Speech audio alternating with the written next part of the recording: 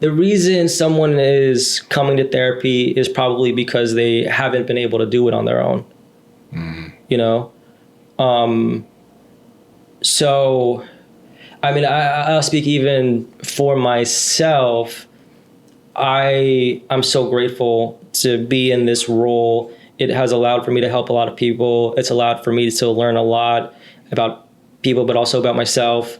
And so, sure, I'm able to utilize a lot of those different like tools, coping mechanisms, you know, like principles and what have you, and apply it to myself for sure. It's always a work in progress. But I've also definitely needed that outside help.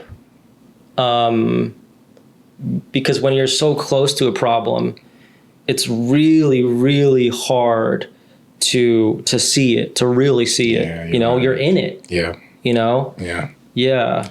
Is there a timetable?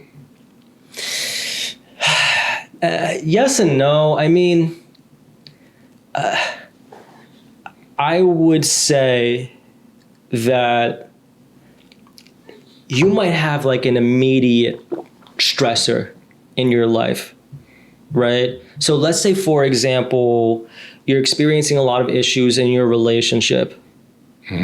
You know, if you're able to commit a good chunk of time and energy, you know, like really able to focus your time and energy in a concerted way towards this one stressor in your life, I guarantee you within a few months, you're going to be able to find relief from it, you know?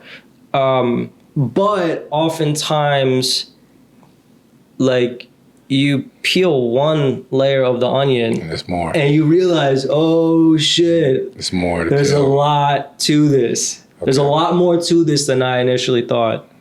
And that is, you know, again, if you really want to make that commitment,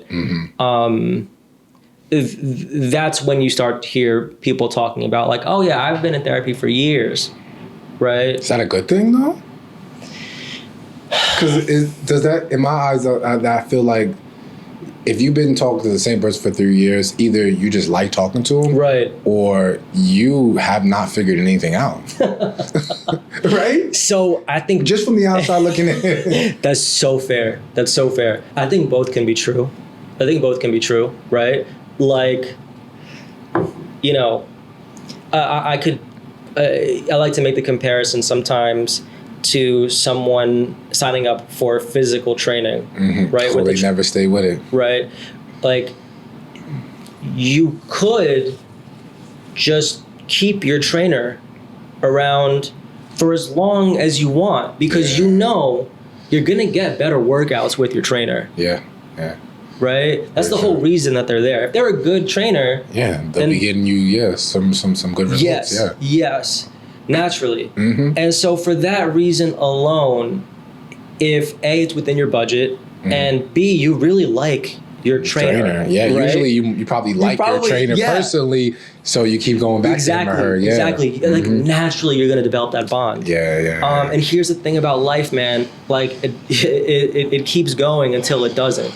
Yeah. It keeps going until it doesn't. Yeah, it's a train that never stops moving. Yeah. I always say that, and it's like not... I don't say it as a negative thing, but since having my son, like I can't get a break from. There's no real stop on this train. Right. It just keeps going and going, and the brakes never go, and it's like, oh man, it's gonna be forever. Yeah, man. It is what it is, and I love it, but I know in my head I keep it as this train's gonna be going forever. Right.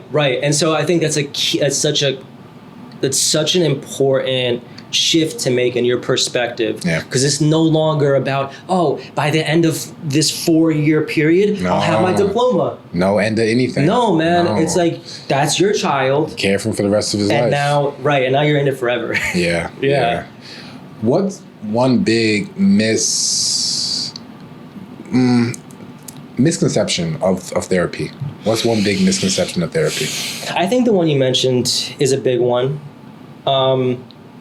You know, I think if I'm remembering conversations I'll still have with like you know, some of like the older men in my family, they'll say things like, "Oh, why would I need to talk to somebody? I can just talk to, you know, like X, Y, or Z. Like I could talk to a friend. I could talk to, well, like, I don't know. I think that on some level there is still that, I guess you could call it like taboo. Like, oh, like, what does that say about you that you need to talk to someone? You know, look at it as a negative thing. Yeah. I think it's hard to conceptualize how much the relationship that you build with another person can be inherently therapeutic. I think it's hard to conceptualize that in the same way that like the healing that you receive from a doctor isn't through the 5 minutes you spend with them in the, you know,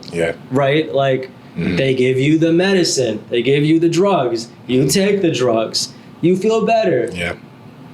Right?